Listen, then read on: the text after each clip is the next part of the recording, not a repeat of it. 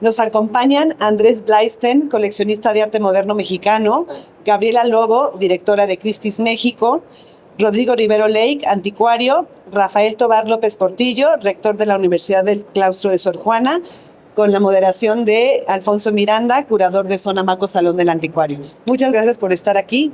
Bienvenidos. Muchas gracias. Qué gusto poder estar esta tarde con ustedes en una coordenada que sin duda resulta significativa.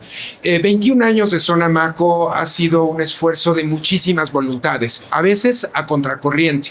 Y el hecho de tener dentro de ese universo del arte actual, del arte hipercontemporáneo, la oportunidad de sumar otras disciplinas, nuevos derroteros, a veces como el diseño, por supuesto lo que ha ganado terreno el mundo de la fotografía. Había una piedra angular de lo que había sido el inicio del inicio de los coleccionistas, y es precisamente el mundo del anticuario, de la antigüedad, con toda una carga simbólica muy amplia. Yo recuerdo largas conversaciones nada sencillas con Rodrigo Rivero Lake, pues quien ha sido un pionero dentro de lo que ha sido apostar por el Salón del Anticuario, porque antes se llamaba Salón, buscando una palabra corta, y demostraba que tenía que sumarse antigüedad. Antigüedad no solamente por los años que han pasado para que ese objeto llegue a nuestros presentes, sino porque es una vocación, es una manera de entender el mundo y la realidad. Y yo creo que valdría la pena comenzar, si me lo permiten, con Rodrigo, para saber si pudiese ser definido antigüedad desde un coleccionista, pero también gestor, para apostar por construir ese valor simbólico del objeto antiguo que ha llegado a nosotros. Muchas gracias, buenas tardes, bienvenidos. Siempre, la antigüedad es lo que nos rige las cosas, pero nos tenemos que dar cuenta que no hay nada nuevo bajo el sol. Todo ya existió, todos los nuevos diseños y todas las locuras que creemos ya han pasado, y a lo mejor no se han conservado, pero nada es nuevo bajo el sol.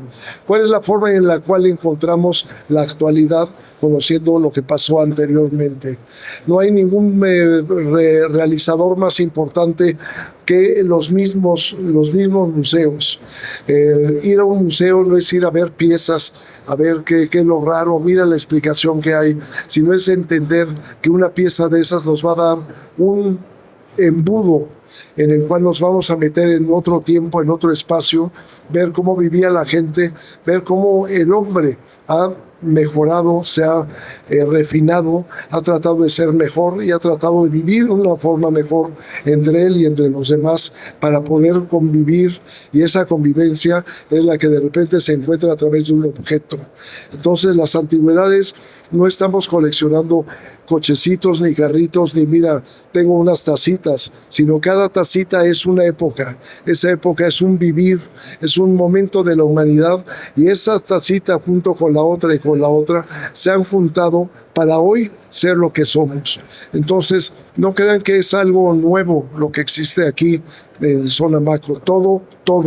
Todo tiene un antecedente histórico y tiene un antecedente por el cual tenemos que ver para atrás a través de los objetos que debemos de cuidar, porque esa es la labor de un anticuario, dar los objetos para que ustedes los tengan y también se llenen de esa curiosidad que les va a dar que cada vez que salgan a la calle vean una relación del objeto que tienen con lo que hay alrededor, con el objeto que tienen en un museo o con el objeto que hay en una conversación entre gentes.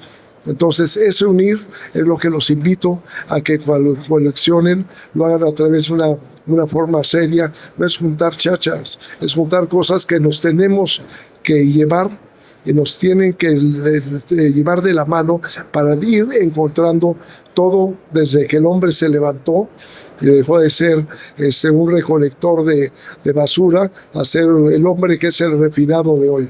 Inclusive hasta la medicina nos ve, nos demuestra que ese refinamiento en el cual ahora vivimos ha hecho que ese hombre que comía basura, que comía todo lo que se encontraba en tirado, y que después empezamos a querernos cuidar y entonces a hacer que todo fuera higiénico, y esto ha hecho que no tengamos ya anticuerpos y que los bichos sean más terribles que anteriormente. Entonces de ahí viene la mortandad, vienen todas las enfermedades que tenemos, y todo viene en base a una idea histórica. Ir conociendo, a lo mejor a través de la medicina, a través de los objetos, a través del refinamiento del hombre, a través del arte, a través de la cultura, a través de una pintura. Podemos ver una pintura desde cómo están hechos los óleos, cuando empezaron a hacer, quién los hizo. Todo nos da un margen de todo lo que ha existido en el hombre, y que hoy no somos unos hombres diferentes a los de ayer ni los de mañana.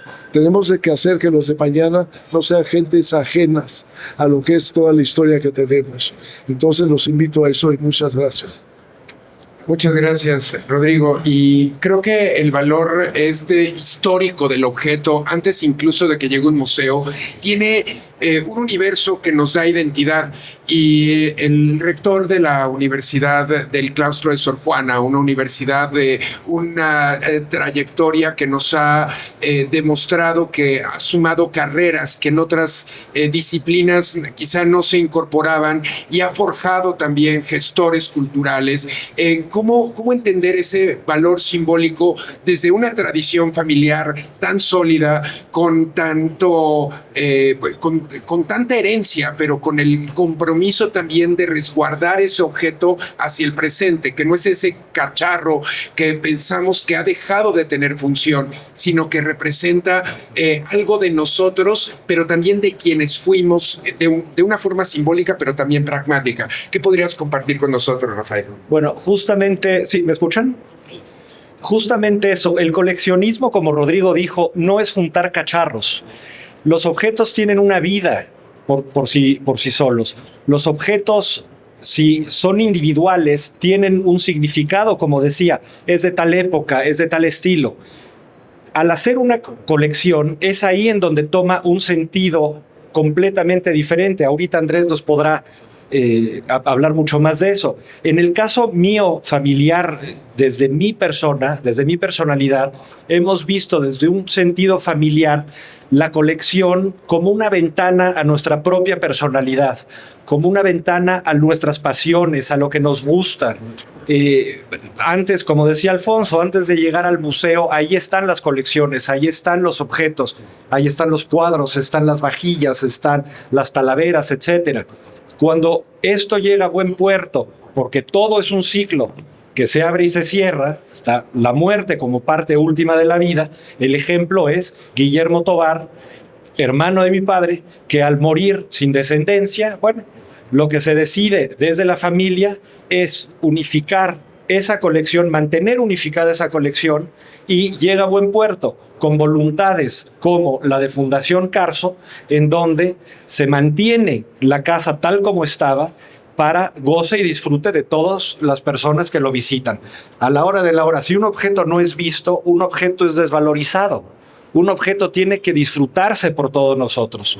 Qué bonito que tengamos esos objetos en nuestras casas, pero de una u otra forma tienen que disfrutarse. Una colección, el coleccionismo es para mostrarse, que no sea el coleccionismo cursi de los artistas estos fácilmente identificables, en donde la gente los utiliza como una herramienta social de arribismo. Eso es lo que mucha gente hace. Al contrario, un coleccionista verdadero lo que hace es abrir las puertas de sus colecciones. Ahora con Andrés hablaba yo de todos los proyectos que desde sus colecciones tiene prestados en distintos países, en distintos museos nacionales e internacionales, como el Museo Sumaya, en donde está abierto 365 días del año y de manera gratuita. Eso es un coleccionismo positivo, es un coleccionismo que deja. De la misma manera, en la Universidad del Claustro de Sor Juana, en donde formamos a gestores culturales, Bueno, tenemos también ciertos objetos que se pueden clasificar como colecciones. Tenemos una buena colección de instrumentos musicales, tenemos una colección de indumentaria importante en donde se juntan casi 8,000 objetos de indumentaria que van desde trajes típicos hasta trajes charros, rebozos y demás. Y todas estas exposiciones se hacen para que la gente las goce de manera gratuita. Entonces, eso es un coleccionismo positivo, es un coleccionismo que vale la pena, es un coleccionismo en donde el objeto toma vida y la memoria de las personas siguen en boga, siguen en nuestras mentes, en el imaginario colectivo social, sea como Guillermo Tovar con el museo, como Luis Márquez Romay, que donó la exposición de indumentaria al claustro, como Carmen Romano, que donó su colección de indumentaria también al claustro y demás. Entonces el coleccionismo nos trasciende, los objetos nos trascienden. Eso es un coleccionismo que vale la pena, ¿no? Sin duda, y cuando decíamos, bueno, tener este marco de 10 años de Salón del Anticuario, donde pues los principales anticuarios que también se vuelven gestores culturales, que también han contribuido a enriquecer discursos en instituciones museísticas de largo aliento, de pronto contar con la presencia y voz de Andrés Blaisten como uno de los coleccionistas pues más depurados, más celebrados, con una mirada hacia el mundo moderno mexicano, donde por talento, por virtud, por conocimiento, empezó a adquirirlos, y quizá por el desprecio de otras personas y voces, logró sin lugar a dudas tener una de las colecciones o la colección de arte moderno mexicano con aliento latinoamericano más sólidas. Y de pronto también se encuentra en su colección el objeto llamado antigüedad, que por armonía, por contraste, tiene una sólida presencia y que establece vasos comunicantes con esos pasados. Tener desde los pinceles virreinales más sólidos hasta arquetas. De pronto, ¿cómo entender a la antigüedad desde la modernidad y desde el mundo del siglo XXI, Andrés? Bueno, complicada la pregunta, pero un poco partiendo de la base de lo que estaban hablando los demás del coleccionismo, yo soy de la opinión que todos los coleccionismos son válidos y hay muchos tipos de colecciones. Yo formé una colección de acuerdo a mi gusto y a lo que yo planeé cuando empecé a coleccionar. Pero hay muchos tipos de coleccionismo. Hay coleccionismos que se hacen por cuestión financiera, también es válido. Hay coleccionismos que se hacen para decorar la casa, una casa, para poner los cuadros, también es válido. Finalmente, el adquirir obras de arte y el ser coleccionista de obras de arte, pues es ser el eslabón entre el artista, el galerista, el coleccionista, y finalmente las obras que valen la pena y trascienden llegan a los museos.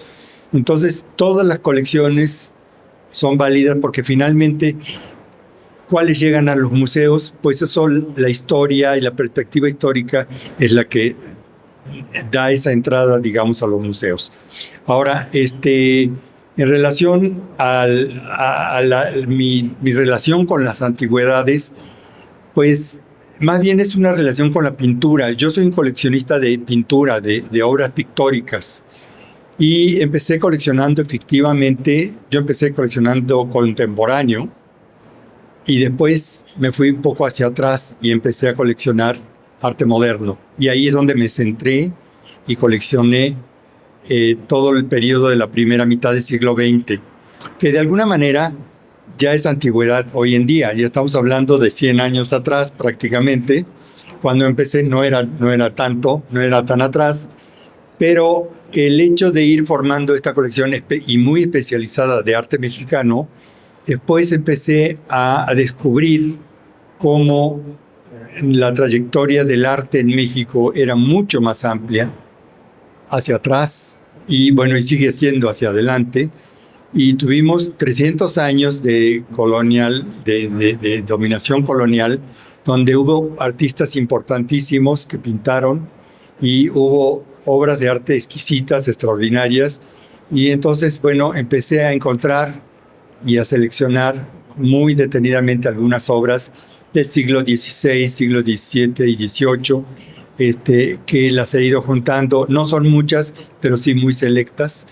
Y bueno, después, como ya tenía un discurso más o menos del siglo XX y de la parte, digamos, más antigua, que es la parte colonial, pues tuve que enlazar un poco esto y empecé a comprar también cosas del siglo XIX, que es el periodo ya, digamos, más europizante, más académico, donde se empiezan a ver, digamos, los primeros destellos de nacionalidad y del México que hoy somos. Entonces, en ese sentido, pues es mi cercanía con las antigüedades. Pero bueno, todo depende también cómo califiquemos la antigüedad. Yo me acuerdo cuando empecé a coleccionar, me decían que todo lo que era anterior a principios del siglo XX, todo lo que era siglo XIX para atrás era antigüedad. Pero yo creo que eso ya se ha ido recorriendo y como les digo, pues ya el arte moderno ya también es una antigüedad de alguna manera. Entonces, pero bueno, lo bonito de esto, sobre todo en mi colección, es poder rescatar todo este espíritu que dejaron los artistas en las obras plásticas y que nos siguen comunicando a través de ellas. Eso es lo hermoso de las obras de arte, que siempre te siguen dando, te siguen aportando, sigues teniendo nuevas lecturas de estas obras, por más antiguas que sean, de pronto les encuentras lecturas actuales y eso, sobre todo las buenas obras de arte, tienen ese contenido. Entonces, bueno, espero que esto no les haya aburrido. Es un poquito mi punto de vista en relación a esta pregunta. Muchísimas gracias, Andrés. Y una voz que ha construido las colecciones de México y de América Latina y de Estados Unidos en el mundo ha sido, sin lugar a dudas, Gabriela Lobo. Casa Christie's ha tenido una tradición primaria para forjar coleccionismo, forjar estas identidades que tienen que ver con museos, con coleccionismos de los más diversos tipos. Y de pronto el mundo actual, el mercado del arte, pues de manera puntual, muchos anticuarios dicen, oye, pero es que mi pieza que tiene tantos años, pues ¿cómo la mira el mercado actual? ¿Cómo es su posición en un mundo en donde pues sí lo marca oferta y demanda y al mismo tiempo pues cobran una fuerza inusitada y claro, aplaudible artistas de hoy del siglo XXI? Pero ¿cómo entender desde la solidez que implica Christie's, que siempre tiene esa mirada, ese talento para incluir el abanico completo de lo que implica el arte? ¿Cómo redimensionar desde la posición la antigüedad, Gabriela? Gracias. Pues mira, se me ocurre, para darles un ejemplo práctico, hace no mucho tiempo incluimos el cuadro más caro que ha salido en subasta de Leonardo da Vinci. De la vida, ¿no? De la vida. Salvator Mundi, que fue un redescubrimiento. Lo incluimos en una subasta de arte contemporáneo. No lo metimos a la subasta tradicional de pintura antigua, no entró en una subasta de antigüedades o una subasta que hubiera podido ser de pronto la de impresionismo y moderno para tratar de capturar a los clientes o a los coleccionistas tradicionales de áreas más antiguas, por decirlo así. Entonces, se nos ocurrió a mí, ¿no? Yo no soy tan ocurrente para esas cosas, pero a mis colegas del Departamento de Arte Contemporáneo y de Arte de Pintura Antigua reunieron cabezas y decidieron incluir un cuadro completamente fuera de lugar de alguna forma, pero no. O sea, hay mucho sentido detrás de esta decisión en una subasta de arte de siglo XX y siglo XXI, que se llevó a cabo a las 7 de la noche con la sala llena. El cuadro estaba tasado entre 80, el estimado era $80 millones, entre 80, 100, 80, 120. Y esto de hecho lo estaba yo contando este fin de semana. Yo estaba presente porque iba yo a pujar por obra contemporánea, que estaba después de ese cuadro. Yo no tenía nada que ver con ese cuadro, más que ser parte de la casa y del grupo y haber estado en la exposición. Y cuando pasó los 80 millones, cuando llegó a 100 millones, yo estaba con el equipo de pintura antigua con quien trabajo muy de cerca. Cuando pasó los 100 millones, empezamos a hacer un pequeño baile detrás de los teléfonos diciendo ya la hicimos, desde un punto de vista comercial, evidentemente. Cuando llega a los 200, el baile, seguíamos bailando, ya era casi que hi-fi, $200 millones. Cuando llegó a los 300, ya perdimos un poquito la dimensión de lo que estábamos haciendo. Y cuando martilló en 430 y cacho, 430 me parece, ya con la comisión del comprador terminó pagando $450.3 millones. Increíble que pudiéramos, que hayamos logrado esto dentro de un contexto de arte contemporáneo. Pero a lo que vamos es que al final de cuentas el arte es universal. No importa si es una pieza de Leonardo o una pieza de Andy Warhol, que por cierto pintó La Última Cena de Leonardo en sus grandes piezas. O sea, él se fijaba en la pintura antigua. Siento que hay muchos artistas contemporáneos, como lo fue Warhol, como lo es Damien Hirst, que coleccionan, de hecho, pintura antigua, o sea, grandes maestros. Entonces, al final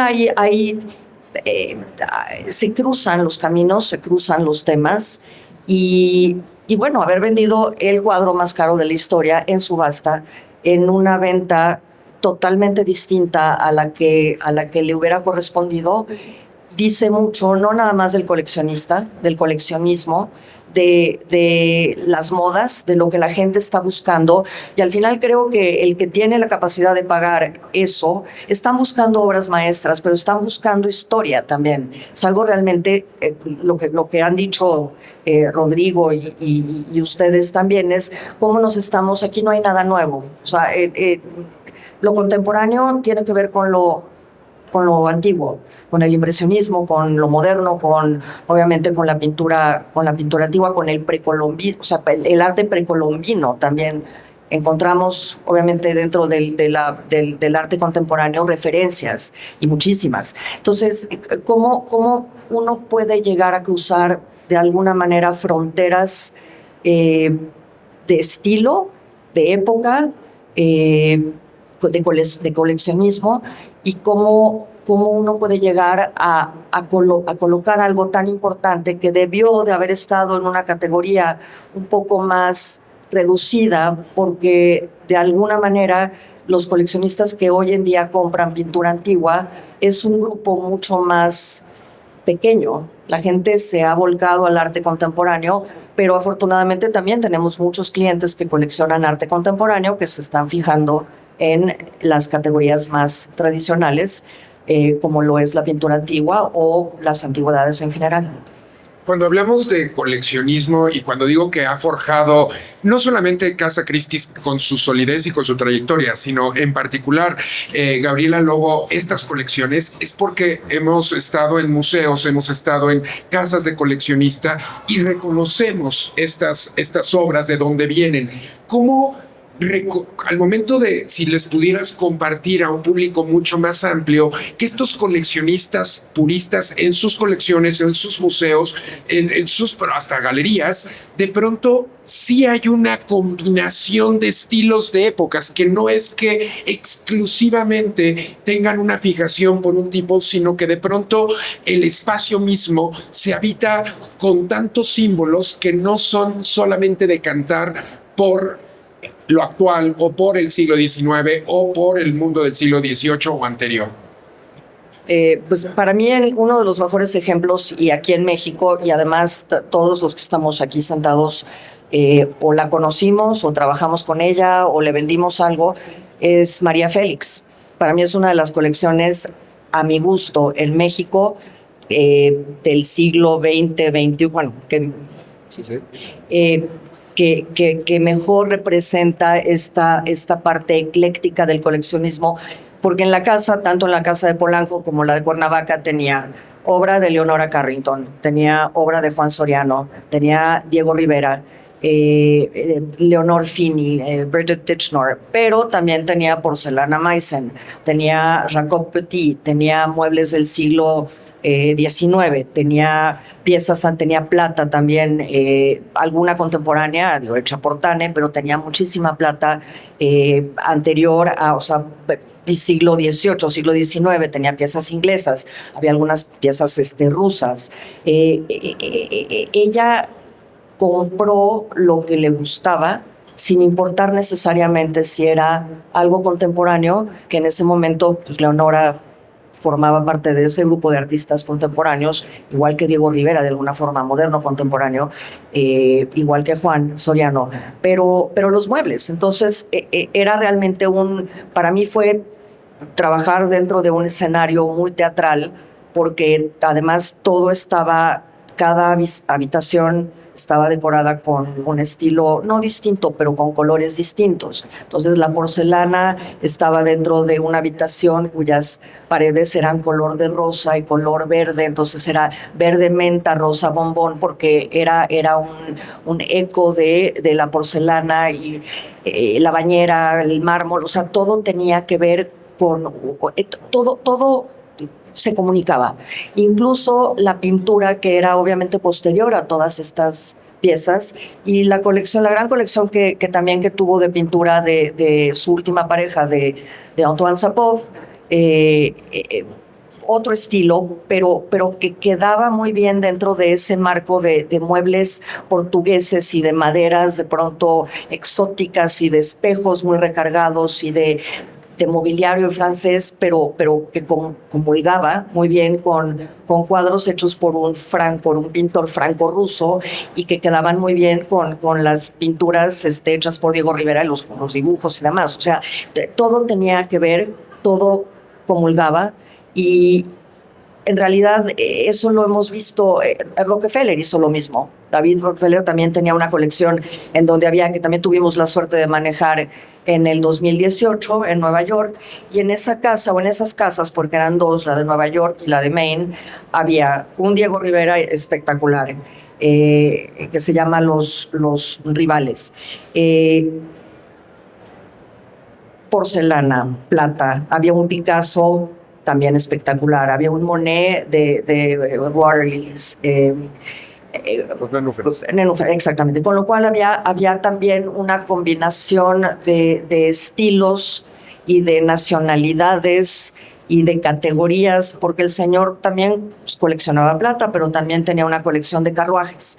Entonces, yo creo que para mí esos son los grandes coleccionistas. Y también, y volviendo a la familia de Rafael, Guillermo, con quien también todos pasamos mucho tiempo y al cual se le extraña muchísimo. Guillermo también, dentro de su coleccionismo, que tal vez puede ser considerado más clásico, y ahí me callo y voy a dejar que Rafael continúe, pero sí quiero hablar de él porque había cosas, por ejemplo, la colección de fotos. Estamos hablando de fotografías de diferentes siglos, en blanco y negro, pero también los libros, que son magníficos, y la pintura mexicana del XIX, pero después la pintura colonial y los muebles. Y uno no sabía ni para dónde mirar, porque realmente es también una de las colecciones más bellas que me ha tocado ver en mi vida. Y todo combinaba, todo quedaba bien, aunque él no contrató a ningún decorador, no le pidió asesoría a nadie, él solo, siendo el genio que fue, sabía qué era lo que le gustaba, pero dentro de este gusto había un eclecticismo fantástico con el cual él trabajó toda la vida. Entonces, esa es la belleza de también dejarse ir un poco por el gusto personal, por lo que a uno le gusta, en vez de sentir que, porque tengo muebles del siglo XX, entonces tengo que comprar la pintura contemporánea. No, se puede combinar todo. Y en esta comunión, si podemos ir todos en ese punto, si pudieran compartir cómo es la comunión entre un objeto con otro sin importar la época, cómo responden a un interés para un coleccionista particular, no solamente o hasta de tiempos y de épocas. Puede ser el lejano India como un país antípode de México, capaz de tener un sentido junto a la Virgen de Guadalupe, o tener un Cabrera con un María Izquierdo, o tener de pronto un objeto que tiene que ver familiarmente, pues de un largo aliento hasta llegar a la vitalidad del México del siglo XXI. ¿Cómo comulgan? ¿Cómo comulgan esos objetos?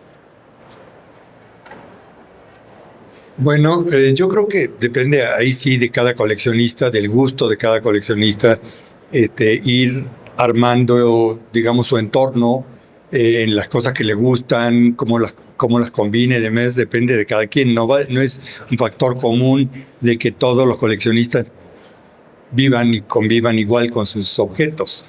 Pero sí hay lo que es un factor común, es que un coleccionista que tiene cierta experiencia, pues aprecia la belleza y no puede abstraerse a ella, y cuando ve cosas incluso de artes populares y que son de gran calidad, pues quiere uno tenerlas y bueno, las integra uno en su entorno. Yo, por ejemplo, vivo en una casa que fue construida en los años 50, todavía con un poco estilo modernista, pero la puerta de mi casa es una puerta de la India que me consiguió Rodrigo, ¿no? Entonces, y queda muy bien, empata muy bien, no se ve fuera del lugar. Y bueno, así tengo otros objetos, tengo muchas cosas de arte popular. El arte popular mexicano me encanta, y tengo algunas piezas de arte popular puestas, digamos, en el entorno de mi casa. Claro, lo que predomina es la pintura que yo colecciono, obviamente, y el que llega de fuera es lo que primero va a ver, porque le jalan la vista esas piezas. Pero si observan detenidamente, pues tengo de todo un poco. Pero eso, te digo, depende del gusto de cada persona, que se va armando ese ambiente, como decía Gaby, de María Félix, de que bueno, ella se fue rodeando de los objetos que le gustaban y lo fue combinando a su manera, y finalmente pues creó un entorno sui generis que era muy de María, ¿no? Entonces, pues yo creo que todo es válido, y bueno, y ahí donde te das cuenta cuando entras a una casa de un coleccionista, el gusto del coleccionista. Guillermo Tovar tenía un gusto exquisito. Yo conocí fui amigo de Guillermo y fui a su casa y tuvimos largas conversaciones, y siempre yo me admiraba de su gusto exquisito, de cada detalle de la decoración de su casa y demás, que algunas me las fusilé, quiero decir, pero la verdad era un tipo que pues había que prestar mucha atención en lo que hacía, en lo que decía, y porque era un erudito, sabía de todo, y bueno, en fin. Pues sí, el coleccionismo es, como dije hace un rato, es la ventana a la personalidad del coleccionista. Tengo un conocido que vive en una casa de Legorreta y en su sala tiene una chimenea de 4 metros del siglo XVI. El hijo de Legorreta en algún momento le reclamó, y la respuesta de este amigo mío le dijo: a ver, el que vive esta casa soy yo, no tú. Punto. Entonces es eso, es el tener el gusto por la belleza, el tener el respeto por la estética, para poder hacer una colección de colecciones, sea de plata, de antigüedades, de retratos novohispanos, de cuadros de Antoine Sapov, de lo que sea. Entonces es eso, el irle dando una misma línea, ¿no? Y hablábamos hace rato de María Félix. Sí, el gusto de María Félix era absolutamente reconocible, como de la misma forma era reconocible el mundo y el gusto de Guillermo Tovar. Muy posiblemente Guillermo habría dicho que vivir en la casa de María era como vivir en una dulcería. Y de la misma forma, María habría dicho que vivir en la casa de Guillermo Tobar era un horror novohispano. Entonces son simplemente personalidades, es eso, son gustos, son maneras de darnos a conocer también nosotros, de abrirnos. A mí, yo en mi casa soy muy privado, pero en mi casa, pues sí, es una ventana a mi personalidad, a lo que me gusta, de la misma forma que las casas de todos ustedes son ventanas a sus propias personalidades. Y Rodrigo, con esta cuestión de pronto de unir mundos a veces antitéticos o aparentemente antitéticos, desde el anticuario más cabal, el que ha estudiado, el que ha editado libros, el que le ha enseñado al mundo del arte, de la historia, del diseño, cosas. ¿Cómo comulgar lo que nos compartía Gaby de la relación entre un objeto y otro? Es que coleccionar nos obliga a buscar la cultura, porque queremos saber de qué son los objetos, de dónde vienen y qué es lo que nos pueden demostrar. Esa cultura nos va a dar refinamiento, porque vamos viendo que las cosas tienen una armonía. Y eso es lo que hay que buscar, la armonía entre las cosas, entre las piezas. Y no nomás lo hacía María Félix y el gran Guillermo, sino por ejemplo lo hacía Chucho Reyes, que era una gente que tenía una colección maravillosa heredada de su familia, porque su familia tuvo que ver con todo lo que fue las relaciones de México con las Filipinas, la nao de China, con toda la gente de la costa del Pacífico, pero sin embargo era un tipo que coleccionaba artesanía, la más barata, no importaba, pero era la más refinada. Entonces llegabas a su casa y de repente la entrada te daban un ponchecito, porque son de Guadalajara. Entonces, un ponchecito. En el ponchecito te paseabas por la casa y había una colección de marfiles del siglo XVII y XVIII traídos en la nave de China, estupenda, maravillosas piezas, Cristos, San Francisco, cosas así. Al otro día llegabas y en la misma mesa había juguetitos de los hechos de vidrio, de esos que se inflan o que se trabajan en la calle. Y él le tenía la misma apreciación a esas piezas que a los marfiles. Y realmente esas piezas tenían tanto arte como los marfiles, porque era la apreciación que él tenía. Y eso creaba una armonía, que es la armonía que todos tenemos en nuestras casas, sea objetiva o sea subjetiva. Pero nosotros cuando llegamos, a mí me ha llegado a una casa que decir, ¿a poco no está chido? ¿Qué? No, la colección, ¿cuál? Ah, claro. Pues hay que digo, si quieres el tequila, tienes que decir que sí. Pero entonces toda esa manifestación del hombre a través de sus objetos es lo que hace las colecciones que después tengan nombre y que ese nombre sea trascendente. Y les digo, Chucho Reyes a mí me encantaba por eso, porque aparte él decía, yo estoy untando las piezas, no pintaba, él estaba untando, y era una gente con una ligereza de línea, que cuando vemos los pocos dibujos que hay de él, digo, es de un Cocteau, es una gente de la actualidad, y era un gente actual del momento en el que vivía, tenía el conocimiento de todo lo que estaba sucediendo en el mundo, y él lo mezclaba con la artesanía mexicana, con los colores mexicanos, en tal forma de que Barragán, cuando recibe el premio Pritzker, lo que empieza su discurso es decir, yo todo se lo debo a Chucho Reyes, la idea del color y la idea de la proporción. Entonces, todo está abierto y nada está fijo. Nada es una cosa fija, y para eso hay que estar coleccionando y hay que estar moviendo el alma de qué es lo que queremos comprar y qué es lo que esa pieza nos está transmitiendo. Ahora entremos, no quisiera perder la oportunidad de compartir algo que en el siglo XXI, en esta segunda década, ha marcado pautas y rumbos que son estas neopolíticas de cancelación.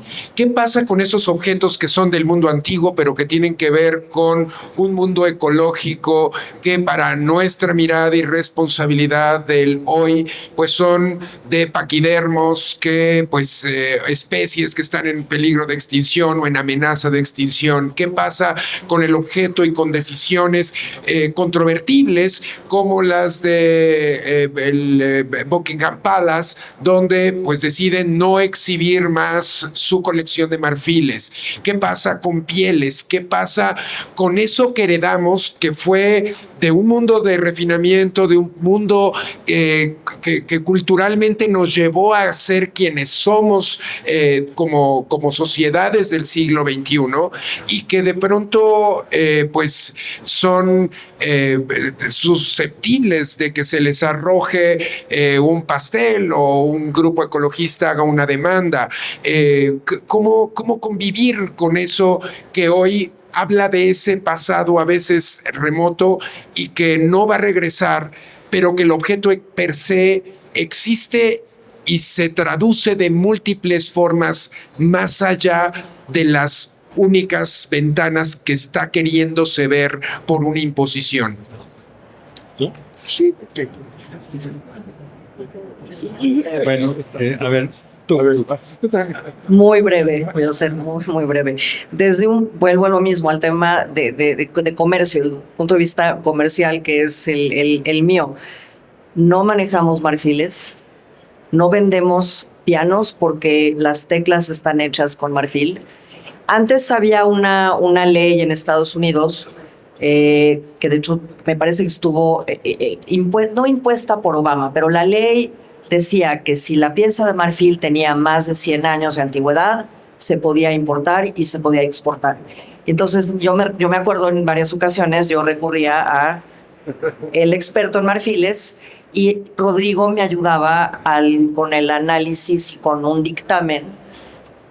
Exactamente. Bueno, además de tener que, o sea, hablaba yo con Rodrigo y tenía yo que conseguir el CITES, pero teníamos que comprobar de varias maneras que que el marfil tenía más de 100 años de antigüedad y todos dormíamos tranquilos.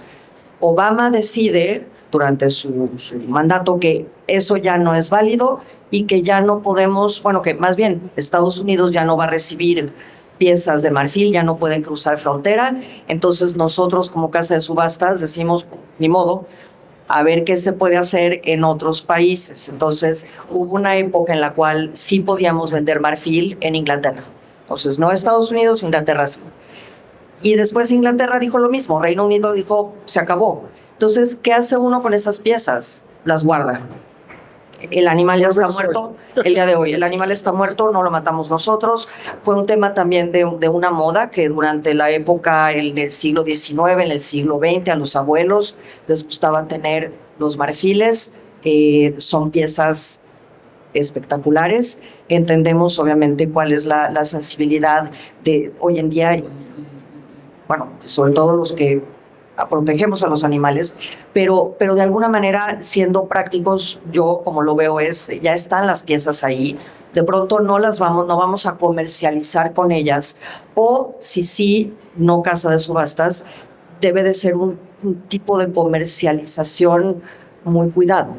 Entonces, y lo de las pieles es lo mismo, y es un tema muy complicado y lo tomamos muy en serio porque así no vendemos ciertas piezas que tienen que ver con momentos en la historia muy complicados, genocidios, etcétera, no las incluimos a subasta. Tenemos mucho cuidado no nada más con el marfil, prohibido el carey, madre perla, el coral. En Asia sí venden coral, por ejemplo, las galerías, las casas de subastas. Los artistas actuales de allá sí. Exactamente, pero nosotros como casa de subastas, pues hay lugares, hay países, uno se tiene que atener también a las reglas de cada país y a la sensibilidad de cada cultura, porque en algunos lugares está bien y en otros no está nada bien. Entonces,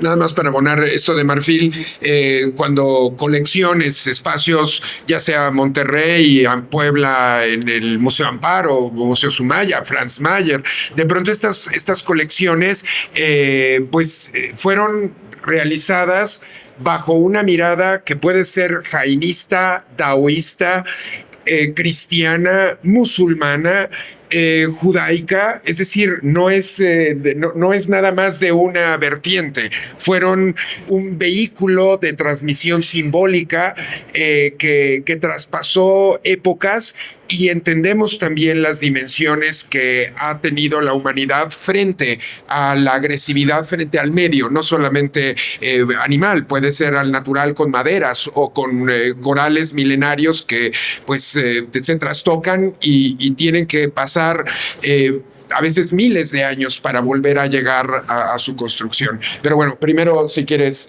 Andrés y... Sí, mira, yo creo que todo con cierta medida. Esto de las prohibiciones, por ejemplo, de los marfiles, que no se puedan comerciar ni exhibir marfiles antiguos, es un poquito discutible, porque finalmente cuando se produjeron estas piezas por los artistas o artesanos que los produjeron, fue en un momento donde pues, el marfil era abundante, era un producto, como decir, el cuero de los zapatos, era un producto abundante. Se acabaron los elefantes y es comprensible que después se prohibiera. Pero todo lo antiguo, lo que se hizo anteriormente, pues no era en un momento de depredación, aunque en el fondo sí, porque bueno, era cacería, pero quiero decir, no había esa conciencia. Hay que entender también que en la historia ha habido diferentes momentos y lo que pensamos hoy no era como pensaban en el siglo XIX o como pensaban en el siglo XVII. Hay que situarse en la época de qué vivían y qué era lo normal en ese momento. Entonces, yo creo que es un poco abusar un poco de esto, la prohibición tan total, es lo que yo opino. Pero, igual con el carey obviamente se está extinguiendo y bueno, que se prohíba el carey hoy en día, pero hay piezas de carey antiguas que bueno, ¿qué culpa tuvo el artesano que lo hizo en el siglo XVIII, XIX, que hizo una belleza que ahora se hayan acabado las tortugas, ¿verdad? Entonces, yo creo que es discutible y esto es algo que va a seguir siendo discutible. Y finalmente, pues mira, ahora usamos zapatos de cuero. A lo mejor más adelante las vacas no serán criadas para consumo humano porque se va a producir carne sintética y entonces las vacas van a quedar como extintas y no habrá cuero y el cuero será prohibido y el que tenga zapatos de cuero será un horror. Es lo mismo, ¿no? Entonces, yo creo que depende del momento y de las épocas, ¿no? Primero, creo que la gente no tiene la medida exactamente de lo que es la historia del marfil. Estamos, si nos ponemos en fines del siglo XV, los portugueses trascienden las columnas de Hércules, salen al océano, empiezan a costear África, costean todo África, llegan a pasarse de un lugar al otro, en el cual, si saben, entre uno océano y el otro océano hay 16 metros de diferencia, no se puede pasar directamente porque se hubieran destruido los barcos, entonces tenía que estar descubriendo una serie de caminos entre las islas para poder pasar al otro lado de África. Llegan al otro lado de África, llegan a Madagascar, ¿y qué hacen todo ese camino? Primero llevarse a negros, que son las gentes que van a ser los que trabajan para los barcos, los que trabajan para el comercio colonial que están desarrollando los grandes portugueses. Llegan a Hormuz, de Hormuz llegan a India, de India llegan a China, y en China desembarcan una gran cantidad de marfil, el cual fueron comprando por todo ese lugar. Y los chinos lo compran ¿para qué? Para hacer el gran mercado novohispano, que eran las figuras de marfil. Yo quiero tener un Cristo en marfil, yo quiero tener una Virgen de Guadalupe en marfil, yo quiero tener todo esto. Entonces, Los portugueses se lo venden a los chinos los elaboran en tal forma, por ejemplo, que las vírgenes de Guadalupe, como les daban una imagen, decían, mira, esto es lo que hay que hacer, pero ¿cómo la voy a hacer una imagen bidimensional, tridimensional? ¿Cómo es la parte de atrás de esta virgen? Digo, es una tela, ¿no? Bueno, entonces, ¿quién es ella? Pues es la Virgen de la Caridad. Entonces la caridad es como Kuan Yin. Entonces, las vírgenes de Guadalupe hechas en China en esa época, la parte de atrás, la constitución del telado, es exactamente como una Kuan Yin china. Bueno, lo bajan más de 1,000 kilómetros a las costas, llegan los barcos novohispanos, se lo llevan a Manila, de Manila se lo llevan a Acapulco, de Acapulco lo llevan a todo Centroamérica, Sudamérica, lo atraviesan a Veracruz, de Veracruz llega a España y ya dio la vuelta al mundo y es el primer producto que da la vuelta totalmente mundial. O sea, es el comercio mundial primero que existe, es el marfil. Ahora de que lo vean, pobrecitos los elefantes, sí señores, pero el año pasado dieron los gobiernos negros, los gobiernos africanos, dieron permiso para matar 20,000 elefantes, con permiso. Esos permisos sí llegan a Estados Unidos y pueden entrar porque tienen un permiso, aunque sean recién matados, y aunque sean de vez. Entonces, la politiquería está siempre basada sobre una hipocresía de lo que le conviene a la gente. O sea, cómo están quemando toneladas de marfil ya muertos los elefantes, de piezas que son hechas a lo mejor desde la época siria, desde la romana, de todo eso, donde el marfil era una parte importante del lujo en el que vivía la gente, y hoy nos da asco. Ay, tocas marfil. Ay, maestro, no te jalas los dientes, también es marfil. Digo, vivimos una hipocresía en la cual queremos hacer un mundo global, pero sin embargo cada vez somos más sectarios y cada vez queremos que nuestras cosas sean nuestras. Estamos reclamando las piezas arqueológicas cuando hay cientos de miles de piezas arqueológicas hablando de nuestra cultura. ¿Para qué queremos tenerlas aquí en una bodega echándose a perder? ¿Para qué queremos hacer cosas así? El marfil es irreemplazable. El que lo quemen es irreemplazable. O sea, yo he visto toneladas de la cultura naga que están en los meros Himalayas, de donde está el tótem que tengo aquí en mi local. Las gentes tenían un brazalete de marfil. Entró la prohibición de India que los americanos les impusieron y agarraron todo ese marfil y lo quemaron. O sea, quemaron toneladas de marfil por una politiquería bastante hipócrita, a mi forma de ver, porque se está destruyendo algo que no es reemplazable. Entonces, el marfil de que los museos ahorita, no tenemos piezas de marfil. Los escudos de monja vamos a quitarles atrás el carey porque están muriéndose las tortugas, se están acabando porque el hombre es un depredador, está acabando con todo el mundo. Lo que debemos hacer, en vez de tener la hipocresía, querer cuidar determinadas cosas y ver feo al que tenga una pieza de marfil. ¿Por qué no cuidamos un árbol? ¿Por qué no sembramos un árbol? ¿Por qué no nos preocupamos en la Miguel Hidalgo de que el señor delegado deje de cortar árboles? ¿Por qué no nos preocupamos por salir en la mañana con una cubeta a echarle agua al árbol que tenemos enfrente? Pero el marfil, ¿tú vendes piezas de marfil? Sí, y con orgullo, porque sé la historia del mundo, porque sé todo lo que significa esto y porque me interesa que se conserve una pieza de marfil cuando ya acaben de matar a todos los elefantes, no los depredadores, los gobiernos que los autorizan. Y entonces podemos decirle a un bisnieto, mira, había un animal así. Saben, por ejemplo, a mí me encantan los elefantes, por qué los elefantes de África son enormes y por qué los del sureste de Asia son más chicos. Es por el tamaño de las orejas.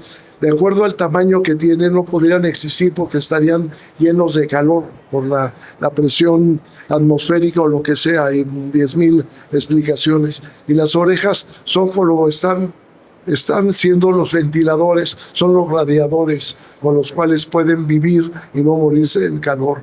O sea, el elefante es un animal maravilloso, pero hay que proteger al animal, no al marfil, por favor. Y sin duda son estos objetos los que nos dan valor simbólico como sociedades de los pasados. De nada sirve tener protecciones ecologistas o pseudoecologistas cuando podríamos explicar a nuevas generaciones que el maltrato animal es esto, pero valorar también esos objetos en su valor y dimensión histórica, simbólica. Pero Rafael. Este evidentemente es un tema muy delicado, pero es un tema que a mi parecer es de doble moral y es muy moralino. Porque todo el mundo habla del coral, del marfil, ¿de qué más hablamos? Del carey. Entonces, claro, los elefantes y las tortugas. Pero lo que sí venden las tiendas y lo que sí se venden en las casas de subastas son los diamantes. Entonces nadie habla. Porque la gente no se encuentra los diamantes en el piso, ¿eh? Y nadie habla de eso. Nadie habla de los diamantes en Ruanda. Nadie habla del genocidio en Congo. Entonces, a ver, si vamos a estar con discursos de cancelación, cancelemos en serio, pero no seamos moralinos. Pero me parece más bien que cancelar tiene que ser una política hacia los presentes, hacia lo que queremos construir como sociedad. Cancelar hacia el pasado, pues ¿qué nos quedarían de castas? ¿Qué nos quedarían de de objetos relicarios? ¿Qué nos quedaría de quienes forjaron como padres y madres de naciones en mobiliarios, en documentos, en vitelas, en tanto que pues el ser humano ha valido su naturaleza y su entorno para construirse, pero también para soñar o para buscar y tender nuevos derroteros identitarios. Y no sé si para cerrar, ¿cómo consideran el futuro del objeto Salón del Anticuario? ¿Cuál es el futuro de la antigüedad frente a esta y otras controversias? ¿Cómo abrazarlo o vamos a encerrarlo? ¿Qué consideran que ese conocimiento que legó, cómo hacerlo parte de nuestras actualidades? Pues no sé. Deseo que todo el mundo tenga esa curiosidad de querer conservar algo viejo. Creo que todos lo tenemos, si no, no estaríamos aquí. Y que lo que encuentren ustedes de objetos antiguos, exactamente los lleven a eso, a buscar dónde están, qué puedo leer, qué puedo aculturar, qué puedo saber, y pues eso es lo que nos lleve a ser gente más refinada, nos va a hacer más humanos y nos va a hacer más armoniosos con la naturaleza y con nosotros mismos. Muchas gracias.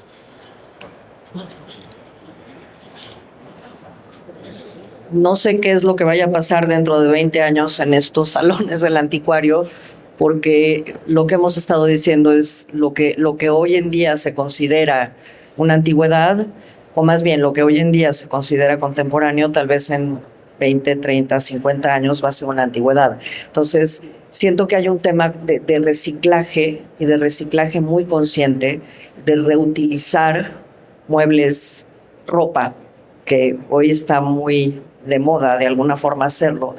Y es una manera consciente de aportar lo que decía Rodrigo, ¿por qué no regamos los árboles que tenemos en la calle? Más que una moda, creo que hoy en día el tema de las antigüedades es un tema que nos acerca a ese reciclaje consciente de cómo poder mantener y poder mantener la historia, volviendo al tema de los marfiles. O sea, estoy totalmente de acuerdo contigo. O sea, no podemos quemar algo que en una época fue muy importante porque era la manera de sobrevivir, de vender, de mandar piezas a otros continentes. Entonces, ¿cómo podemos reutilizar estas maravillas en nuestro día con día y mantenerlas vivas y no, definitivamente no descartarlas, porque son parte de la historia de la humanidad. Yo creo que las antigüedades y la historia están ligadas de manera íntima. Entonces, seguir leyendo de historia, seguir aprendiendo de nuestro pasado, es la única manera en la que nos vamos a poder enterar qué es la Compañía de Indias o qué es un vargueño, ¿no? Y valorizar, revalorizar todos estos objetos que con la canibalización del mercado del arte contemporáneo está cada vez empequeñéndose un poco más. Entonces, eso, leer, respetar nuestra historia, aprender, continuar con curiosidad y nada más con curiosidad es que podemos seguir abriendo puertas a situaciones maravillosas. Bueno, yo creo que las antigüedades, digo, nunca van a perder importancia, al contrario, siempre se va a ir ganando importancia y siempre habrá coleccionistas de antigüedades. Finalmente, el coleccionista de antigüedades pues es como un custodio temporal de estas maravillas que nos legaron a nuestros antepasados. Pero la importancia que radica en las antigüedades es que también nos entiende, nos enseña y nos ayuda a entendernos más a nosotros mismos, quiénes somos, de dónde venimos, porque finalmente los hicieron antepasados nuestros, es parte de nuestra historia, parte de lo que somos hoy, viene de estos granitos de arena que pusieron en el pasado artistas de diferentes siglos, y ahí está esa semillita que nos dejan y que cuando la apreciamos, pues es como que nos están mandando señales desde el pasado de lo importante que fueron, lo importante que hicieron para que hoy estemos aquí en esta conferencia platicando de esto. Muchas gracias. Pues seamos responsables de los objetos que nos han legado. A veces simplemente tener la mirada y ser realmente buscadores de belleza en donde aparentemente no la hay. A veces es en una alacena, a veces es en el baúl del abuelo, a veces es en un laboratorio químico donde se abren las posibilidades de vasos de precipitados capaces de haber metamorfoseado un activo químico, pero que hoy se vuelven objetos que ya no se van a hacer más. En ese crisol del coleccionismo, tener la mirada hacia ese objeto es esa ventana de quien nos hizo, quien forjó nuestra mirada, pero también nuestra idea de quiénes en realidad somos. Y por supuesto que desde Salón del Anticuario agradecer profundamente la invitación a este panel que la verdad es de lujo, porque son voces críticas, son voces que están haciendo el mundo de hoy, no solamente hacia el pasado, sino a lo que nos está aconteciendo. Y de verdad agradecer su mirada, estar aquí y agradecerles a ustedes que es tarde de Super Bowl. De verdad, gracias a cada uno por hacer de estos 10 años del Salón del Anticuario una realidad. Vamos juntos por los 11 y esperemos que estos 22 años que vienen de Sonamaco sigan siendo sólidos y de apertura para también ese mundo donde inició todo el coleccionismo, el mundo de las antigüedades. Muchas gracias.